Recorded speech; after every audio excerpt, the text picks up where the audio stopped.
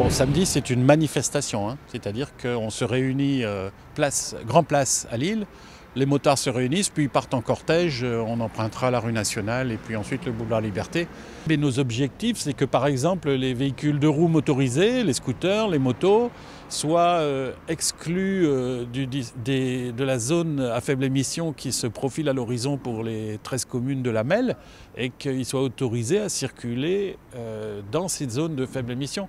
Parce que justement, ils sont, eux, représentatifs de véhicules à faible émission. Quand une moto se déplace, elle est toujours au minimum à 50% d'occupation de sa capacité. Par opposition à une voiture qui, elle, est bien souvent conduite par une personne toute seule. L'ADEME nous explique qu'en moto, on a une empreinte carbone 2,5 fois moins importante qu'en voiture. Donc ça fait de cela fait que la moto c'est une solution. En plus, quand elle s'arrête, elle tient beaucoup moins de place de parking qu'une voiture.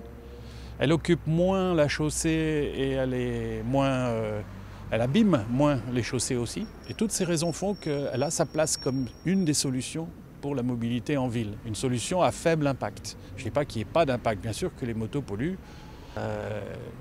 Il faut effectivement privilégier des solutions qui soient accessibles à tous les citoyens et surtout ceux qui vivent en périurbain. Il y a beaucoup de gens qui ne supportent plus de passer des heures dans les embouteillages quotidiennement et qui optent. Les voitures et les véhicules en général sont conçus pour fonctionner à une vitesse optimale. En gros, 90 ou 130. C'est là que leur pollution est la moins importante, parce que le moteur fonctionne dans des meilleures conditions. Abaisser cette vitesse de transfert, ça veut dire que d'une part, les véhicules seront plus longtemps sur la route, et d'autre part, leurs moteurs pollueront plus, parce qu'ils ne seront pas dans le niveau de charge optimal. Ça, c'est une première chose. Il y a aussi un problème qui n'est pas encore pris en main, qui est le transit très important des camions sur les voies rapides urbaines.